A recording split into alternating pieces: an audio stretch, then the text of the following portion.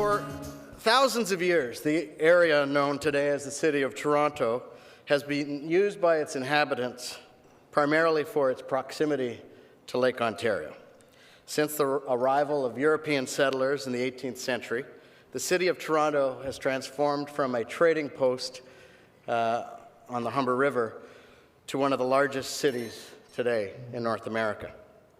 Toronto and Torontonians are proud of many things: our safe neighborhoods, our exceptional quality of life, our parks, our restaurants, our ethnic and cultural diversity, our festivals. We have it all. And one of the greatest aspects of our city is that it sits on the northern shore of a great lake. Lake Ontario is calm and beautiful, and it sits right at the foot of our great city. The Vice President of the Empire Club, Dr. McIver, reminded us last week that at this very podium in 1951, a famous Canadian politician, C.D. Howe, addressed the club and spoke about the potential of our waterfront and the access of the then planned St. Lawrence Seaway. Today, over 60 years later, we are delighted to have our guest speaker address the club on the progress of Toronto's waterfront revitalization. John Campbell is the CEO of Toronto Waterfront, or Waterfront Toronto. He has a lifetime experience with real estate development and urban transformation. As an executive with Brookfield Properties, Mr. Campbell oversaw the development and preservation efforts of Brookfield Place. Mr. Campbell has spent over a decade concentrating his efforts on transforming and enhancing our city's waterfront. Please join me in welcoming Mr. John Campbell to our podium to provide us with a progress report on Toronto's waterfront.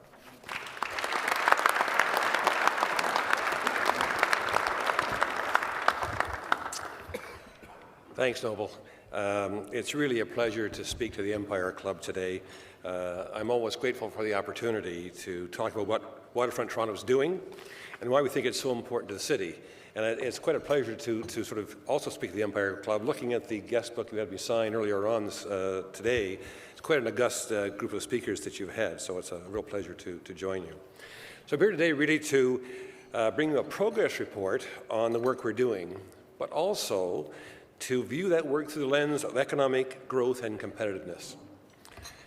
At the halfway point of our 20-year mandate, we're making great strides in revitalizing our city's waterfront. Derelict former industrial sites and bleak parking lots have been replaced by extraordinary pieces to live, work, play, and learn. But revitalization is not necessarily the only goal for us. Now, one of Waterfront Toronto's primary objectives is to leverage our work to deliver key economic benefits. These benefits enable Toronto to compete aggressively with other top-tier global cities for investment, jobs, and people. We are, in effect, using an infrastructure project to deliver a competitive economic model for Toronto. So let me be clear. Waterfront revitalization is good for the economy. At heart, what we're doing is both revitalizing Toronto's waterfront and supporting the kind of physical and human infrastructure that leads to sustainable economic growth. The same kind of growth that has seen Toronto become a top-tier global city. Now, being in the company of cities like New York, San Francisco, Paris, and Hong Kong means understanding what makes these cities successful and understanding how to meet the challenges of building great communities where people want to live, where businesses want to invest, and where people want to visit, and how to build these communities in an innovative way with the best approaches from around the world to ensure excellence in design, sustainability, development, technology, and livability. And of course, how to build the right infrastructure into each community so that it provides a solid foundation for long-term and high-value economic growth. Infrastructure like transit, parks and public realm, and high-speed and accessible broadband. From its inception, Waterfront Toronto decided to take a new global best practices approach to building our new waterfront communities. We looked at cities which had successfully revitalized their waterfronts and saw how that success translated, in many cases, to a rebranding of those cities' global profile. And we knew we could do no less in our waterfront, and that we had the opportunity of almost 2,000 acres of land with which to do it. And of course, it almost goes without saying, Toronto's economic health is also Ontario and Canada's economic health. This city represents almost half of Ontario's GDP and about 20% of Canada's GDP. So that's a high-level view. To better understand the economic contribution that Waterfront Toronto is providing, let me walk you through an update of some of our projects. And then I want to talk about how they're supporting Toronto's economic health and competitiveness. So we're going to go west-east, just to keep you oriented. And let's start with Ontario Place Park, on the eastern side of Ontario Place. Although the park is being developed by the Ontario Ministry of Tourism, Culture and Sport, Waterfront Toronto has been supporting this project through our experience in combining robust public consultation with world-class design. This approach is helping to make a great park that will attract both residents and visitors and represent the essence of Ontario. This park is the first step in the revitalization of Ontario Place, one of the province's most iconic and beloved waterfront spaces. Moving east, we come to Queen's Quay. Waterfront Toronto is leading a coordinated construction effort that integrates improvements to the public realm with much-needed infrastructure and utility upgrades. That will mean no further work on or under the street is needed for decades. Now, I'm going to be honest. It is not the best place in the city right now, not the best-looking spot. It's been a tough project. We're building on fill, really on what amounts to soup. No bearing capacity, high water table, and we've had lots of challenges in rebuilding all of the underground infrastructure. And of course, the winter we've just had, it certainly hasn't helped. Nonetheless, it's on schedule to complete it next summer, when it will become a beautiful waterfront boulevard, a real showpiece. It will be a huge improvement on a street that was an ugly and unbalanced traffic corridor. Canadian Landscape magazine called it the ugliest urban waterfront boulevard around, a well-earned accolade. The new Queen's Quay will have transit, bike paths, pedestrian spaces, new parks, beautiful wave decks, a water's edge promenade, and great public spaces to attract visitors.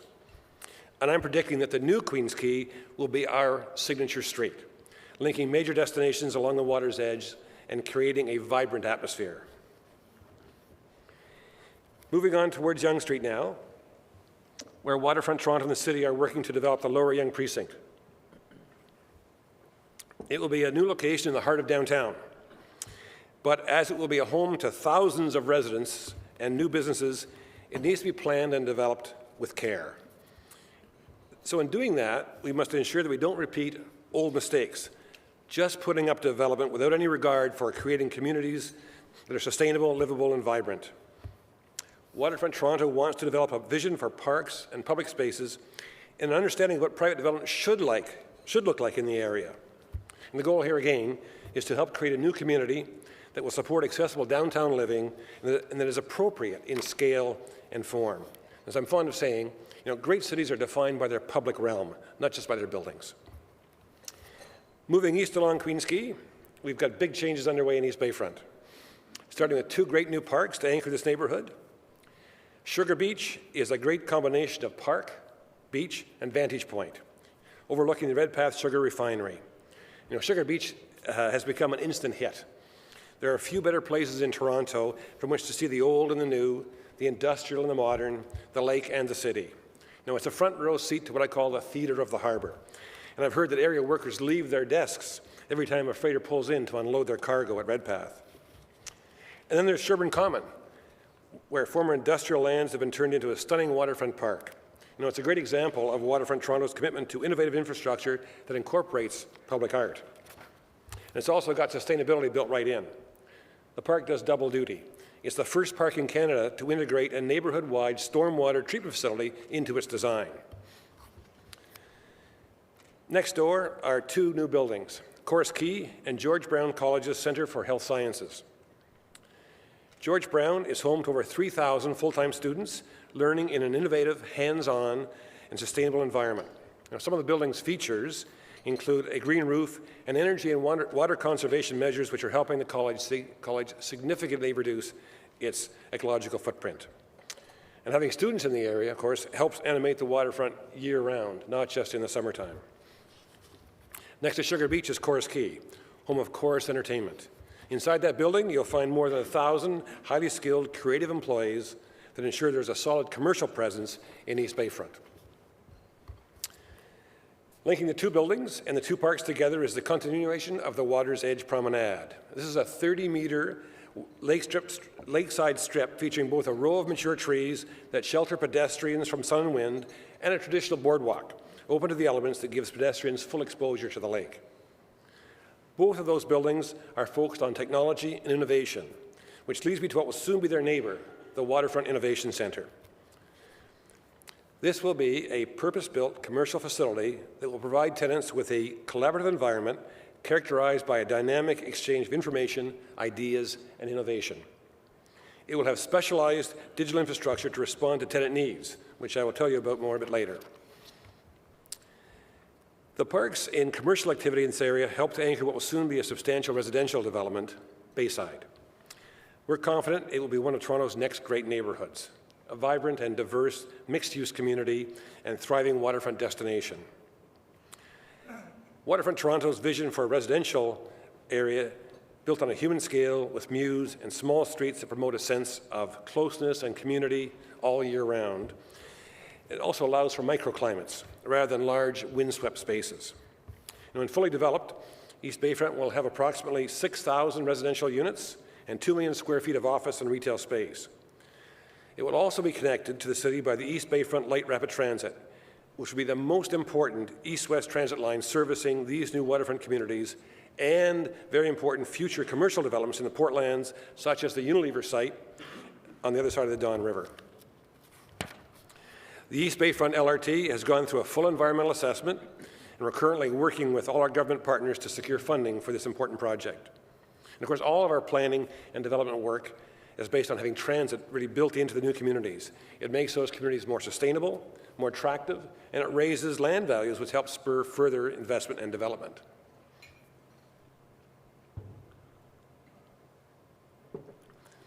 Just to the northeast, we come to the West Don Lands. This is a new community that's rapidly taking shape, emerging from a thorough public consultative process that set new standards for how to build a great new community. The West Don Lands will be people-focused, environmentally sustainable, and designed for urban living. I mean, it's a great transformation from its former industrial area into a sustainable, mixed-use, pedestrian-friendly riverside community. And the key to unlocking the West Don Lands has been the massive flood protection landform on the east side of the area. It protects more than 200 hectares of Toronto's east downtown from flooding, including where we are today, during a significant storm, and that includes, of course, part of Toronto's financial district. And the unique topography provided by the landform has been used to build Corkdown Common, a signature piece of the West Don Lands. It is, quite simply, a fantastic park that serves as the area centerpiece.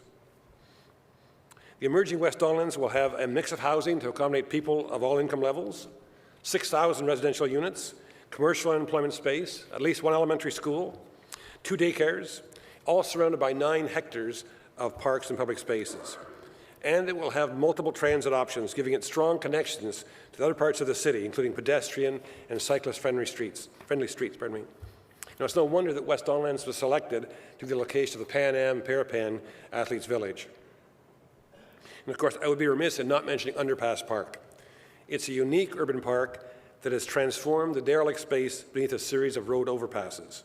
Underpass Park re-engineers that space to deliver an inviting public playground that connects 2 areas of the West Don Lands by removing the physical and psychological barriers of those overpasses.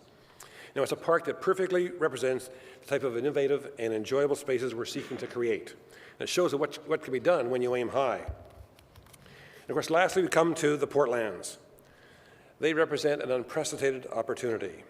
Few cities have the opportunity to revitalize a massive 1,000-acre brownfield site this close to downtown. And our vision for the new Portlands begins with the new river, the Don, released from its man-made boundaries and allowed to become a naturalized river mouth. And a naturalized Don River mouth will be the focus of a new waterfront park and the center of a new green community, connected to the waterfront and plugged into downtown. It will enhance water and land habitat for natural species and create the potential to reestablish wetlands that were lost 100 years ago. And it will also provide flood protection for the Portlands, South Riverdale, and Leslieville areas, which are subject to the greatest flood risks in the city currently. And it'll be an urban port city with a unique shipping channel that combines the historic industrial uses of a port with a sustainable community and modern commercial activity. So that's the vision for the Portlands. So where are we in the process? Well, the Don Mouth and Lower Don EAs are almost finished. We continue to work with the City and the Toronto Regional Conservation Authority on a Portlands planning framework to guide development in the area, and detailed planning work on the adjacent Cousins Quay precinct and Film Studio precinct has already begun. Okay, so that's a brief update on our progress. Now, let me turn to all the work we've done and describe how it's contributing in a very tangible way to the economic development of the city. Over the last decade, Toronto has moved into the global elite, competing with other cities across the world for jobs, investment, and talent. So we should ask ourselves, what has made Toronto leap into this new category? What are some of the conditions that have allowed Toronto to grow and prosper in the last decade? And what is Waterfront Toronto doing to contribute to this? So for some guidance and some answers, we turn to the Toronto Regional Board of Trade's Scorecard on Prosperity. It's an annual report produced with the Institute of Chartered Accountants of Ontario, and it ranks Toronto in 3rd place among 23 other global cities. It shows what we're good at and what we need to improve. Now, most of us know that Toronto is a great place to live, and increasingly, people from all across the world are coming to the same conclusion. And in that regard, the scorecard mentions 2 key factors that make us more competitive: building solid, modern infrastructure and attracting human capital. Now, Toronto's not perfect. That's why we need to build on and improve both of these. The 2014 scorecard says, quote, "We need to aggressively upgrade our aging yet essential infrastructure, our roads, bridges, water, and wastewater systems. This increased capital outlay will not only generate employment, but will also allow us to avoid much more costly problems when aging systems break down and wreak havoc," unquote. And I couldn't agree more. That's why we're delivering critical infrastructure in all of our projects, infrastructure that enables sustainable development. For example, in developing Queens Quay, we are rebuilding all of the underground services to provide power, water, sewage, telecom to the area. We're building a dedicated transit corridor to separate the LRT from auto traffic, and we're reconnecting the Martin Goodman Trail. And as I've mentioned, Sherbourne Common is the first park in Canada to integrate an ultraviolet stormwater treatment facility into its design. And Corktown Common sits on top of a flood protection berm that works to protect huge parts of downtown Toronto from flooding. After seeing what flooding did to Calgary last summer, that investment in this type of infrastructure is critical. Waterfront Toronto also deals with remediation issues. Here again, we take an innovative approach to dealing with the contaminated soil that characterizes large-scale brownfield remediation efforts. Now, wherever possible, we use the latest and best technologies to treat and reuse soil rather than digging and dumping, which simply transfer the contamination and problems to somewhere else. And we see soil recycling as an opportunity to turn contaminated soil into a resource instead of a liability, and of course to add value to the lands that we're revitalizing. And speaking of infrastructure, let's not forget about digital infrastructure, which I referenced earlier when I talking about our upcoming Innovation Centre. And this is one of the initiatives I'm most excited about is our low-cost, open-access, ultra-broadband network, available to residents, businesses, and visitors across the revitalization area. Provided by Beanfield Metro Connect, it's the first service of its kind in Canada and only second in North America. And this is a critical and powerful support to Toronto's growing knowledge economy. Our infrastructure delivers a competitive edge to businesses that need to attract and retain top talent. As people and businesses migrate to our waterfront, they'll form the hub of innovation and creativity that will benefit the economies of Toronto, Ontario, and Canada. Our waterfront community will also feature a powerful community portal and platform created in partnership with IBM and their partner Element Blue to provide residents with social collaboration tools to connect with neighbors, businesses, and service providers in the surrounding areas. You'll have to make smarter decisions about everything from daily commutes to health and wellness. And in doing so, it will create communities that will be among the most advanced in the world, setting a new precedent for smart city building. You know, the importance of this infrastructure cannot be overstated. These tools enable complex projects to be completed faster, buildings to run more efficiently, and residents to access a range of services and opportunities for social interaction. You know, tellingly, 3 times in the last decade, Toronto has been named as one of the top 7 intelligent communities of the world by the New York-based think tank Intelligent Community Forum. This is effectively the shortlist for the prestigious Intelligent Community of the Year award. It's also important to note that property values are also higher in areas where broadband is available.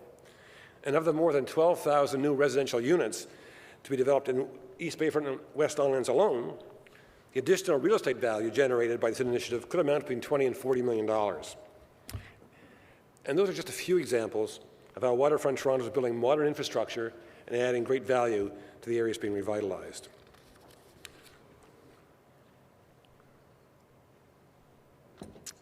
Now, on the topic of attracting human capital, we're making the city an appealing place to work for the highly educated and skilled workers we need to keep our economy healthy and growing. And creating a high quality of place is central to our mission. By ensuring our communities are highly sustainable, beautifully designed, and connected, we're building new areas that people will want to call home. In an era where employment and investment chooses where to locate, quality of life is a key economic factor. Our new communities are planned and designed to encourage active transportation such as walking and biking, helping to reduce dependency on the automobile and encourage public transportation. And importantly, these communities are close to employment opportunities. That's one reason why we've seen huge population growth in Toronto's downtown. At the same time, we've seen a growth in demand for more livable downtown neighborhoods. Now, I can't emphasize enough how important the quality of life is to our city's future. All these factors, all these elements combine together to build a quality of life that is sought for by talent and investment from around the world. So to talk about economic growth, I should also point out that Waterfront Toronto is creating jobs. Thus far, our projects and investments have generated over 16,000 full-time years of employment. Our $1.2 billion investment to date has stimulated over $3 billion in total economic activity to the Canadian economy. We've generated total government revenues from that from over $600 million. In addition, Waterfront Toronto has more than doubled the value of real estate waterfront investment by attracting initial development projects valued at more than $2.6 billion to the first new waterfront neighborhoods of East Bayfront and West Don Lands. And they, in turn, will generate over $800 million in government revenues. What's more, since our revitalization work's begun, we've been, in part, a catalyst for more than $9.5 billion in private sector investment and development outside the lands we directly oversee. Today, there are 44 recent and planned development projects on privately owned lands across the waterfront and in adjacent neighbourhoods close to where Waterfront Toronto has invested. And the proximity of those private sector developments to the essential community infrastructure, parks and public spaces, waterfront access, transit, flood protection, and brownfield remediation is creating significant value. They're going to contribute an additional $8.9 billion to our economy, almost 95,000 years of employment, and over $4.7 billion in labour income. And let's not forget the government revenue of $3.4 billion that comes from that development. And we're just getting started.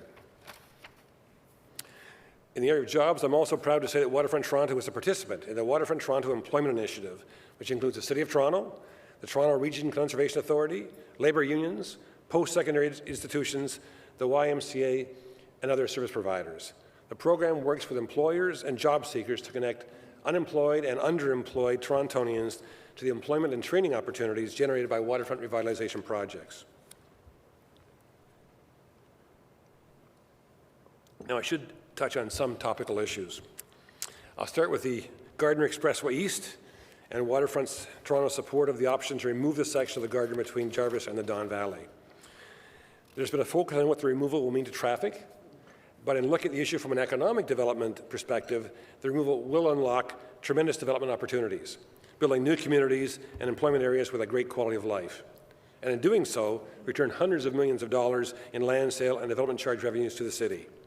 Revenues that can be reinvested to provide what the city desperately needs, which is transit. But it's important to note, there's no perfect solution to problems like this. There's always trade-offs, whether it's congestion, cost, and so forth.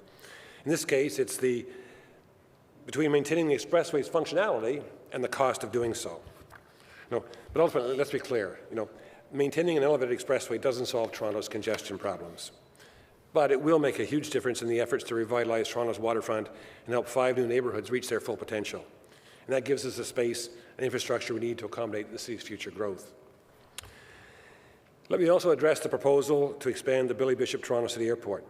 As you know, Toronto City Council has voted to enter into negotiations with the Toronto Port Authority and Porter over extending the runway and introducing jets. This is a good decision. The island airport is a great asset, but we need to proceed prudently and carefully and make a careful decision on expansion.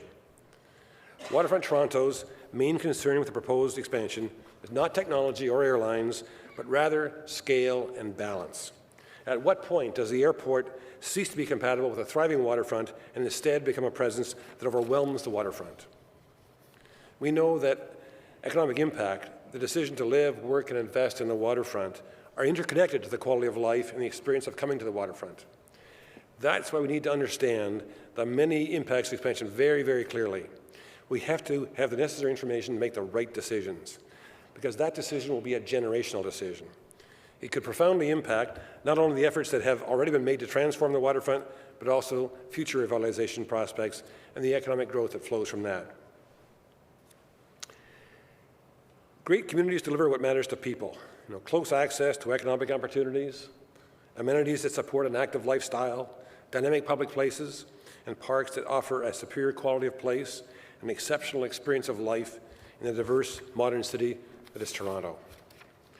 We need to continue to build these types of communities to attract an educated, diverse, skilled, and mobile global workforce that is attracted to the opportunities and high quality of life here. Protecting and strengthening the waterfront also leverages one of our biggest assets, a beautiful, centrally located, accessible waterfront. The transformed and revitalized waterfront will be home to over 100,000 residents and support 40,000 new jobs. The reinvestment in our waterfront is an engine for economic growth. When the vision for the waterfront is fully realized, it will provide lasting economic benefits for our city, province, and country by creating new employment opportunities, attracting private sector investment, and drawing tourism dollars. As I said in the beginning of the talk, Waterfront Toronto is using an infrastructure project to deliver more of a competitive economic model for Toronto, one that will continue to benefit our city for generations to come. We're not done yet, but the visible transformation of the waterfront is there for all to see, as are the early benefits of our revitalization work. The waterfront belongs to all of us. Its success is a collective success, and we're very proud to be part of this extraordinary endeavor, one that's building a better city and a stronger economy. Thank you.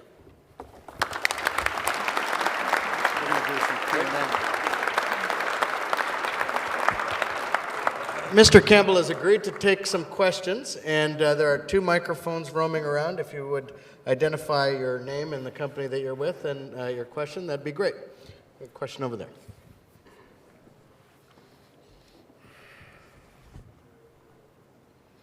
Hi, John. I'm Craig Tresham. Good to see you. LRT on the Esplanade. Thrilled that there's progress being made, but do you have any sense of when you can actually say it's going to happen in some form? That's a tough one. The question is about the LRT and when it would start. I mean, we would like to target it start right after the Pan Am Games are over. We're working with everybody to try to cobble up the funding for this. We're working with Metrolinx, TTC, City of Toronto, MTO, MOI, ourselves, and I've probably forgotten a few, to try to get this thing. It's a very expensive project. Building in the waterfront is one of the worst places to try and dig a tunnel or build this. There's no bearing capacity. The water table is at 6 feet.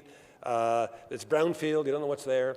However, we're committed to doing it. It is an absolutely critical piece of infrastructure to recognize the economic impact and opportunities that come out of things like the Portlands and the Unilever site, which is a very important project for us for the future. So I can't say when it's starting, but I'm telling you it's job 1 on my list, and we were having meetings yesterday, tomorrow.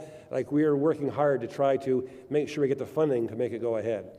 We think we have the final design, but it's an expensive piece of work. It's probably $500 million to do it down there, and that's a short piece of project, but it does open up a huge opportunity. So thank you for the question. I wish I had a better answer. I'd love to know when it's going to start too. I believe we have a question over there in the corner.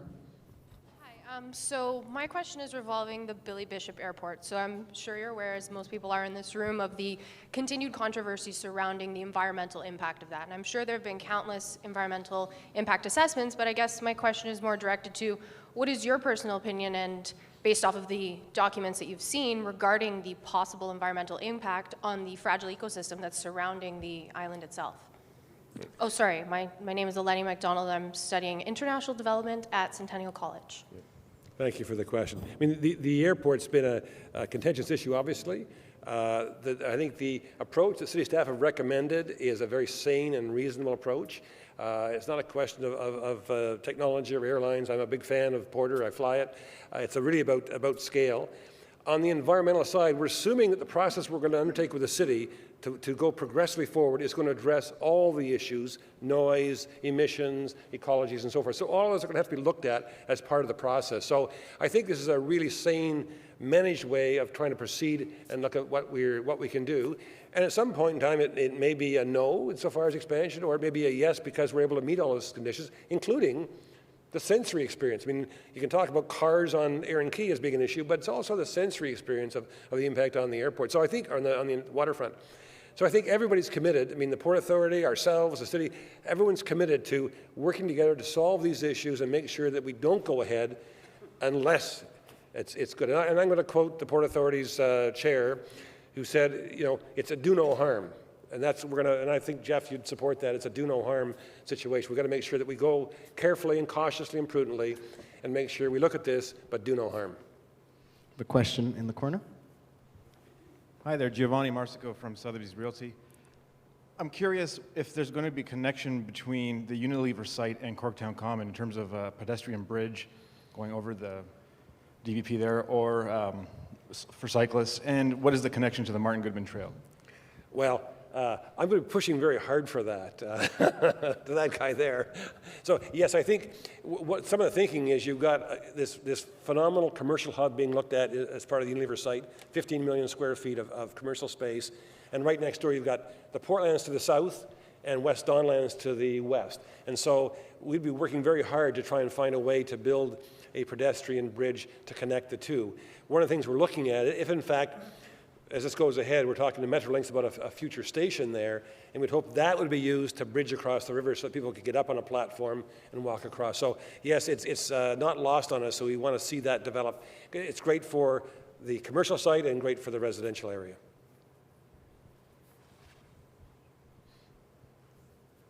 Are there any more questions? If not, I would like to thank our speaker and have Dr. McIver come up to officially and formally thank him.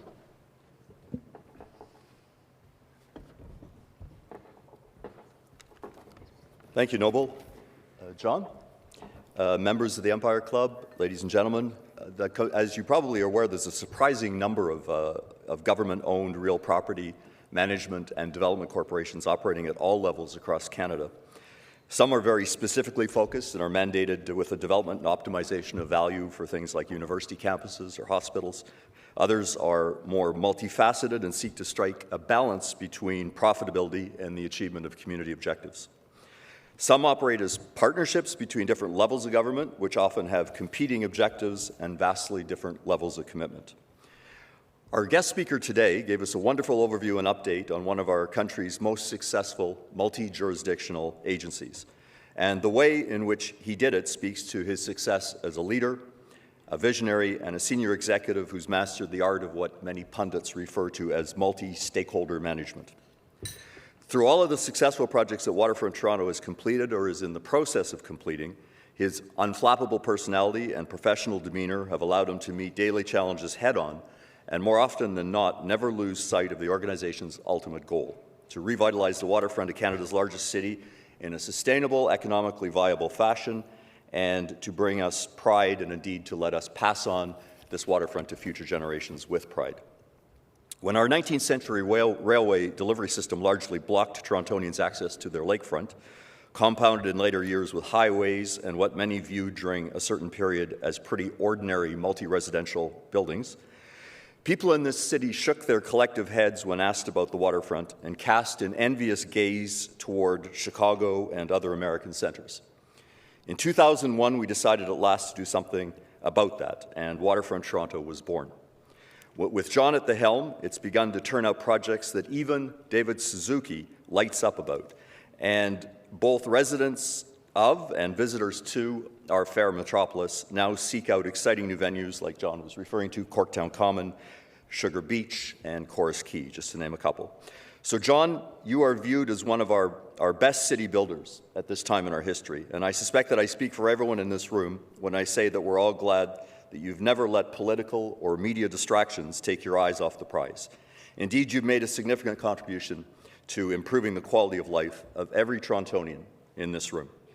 So on behalf of my board colleagues at the Empire Club of Canada, thank you for presenting us today with an update on the extraordinarily important work that you do, and we take comfort that you're giving us back one of the key attributes of the city that we live in, our lake, and a beautiful new green border that's leading many other cities around the world to now look at Toronto as a leading example of the way a city should be connected to its waterfront.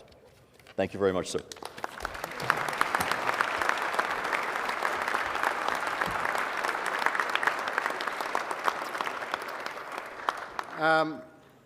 John, on behalf of the club, we'd like to present you with this book. It's 100 years of speeches. It's called Who Said That? Memorable Notes, Quotes, and Anecdotes of the Empire Club Speeches. Thank you.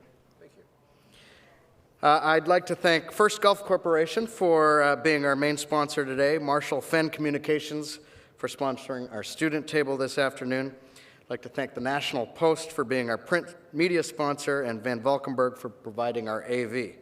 This meeting of the Empire Club will be carried and aired on Rogers TV, and we're grateful to them for their ongoing support. We are on Twitter and on Facebook, and we have our own website, which is empireclub.org, where membership information is available. And if I can grab one of these things, you'll see at your table we have a number of fantastic upcoming events for the club. Specifically tomorrow in this room, we have Ambassador Vadim Pristeko, the Ukrainian ambassador to Canada, and a few weeks later, we have the Russian ambassador to Canada coming to speak.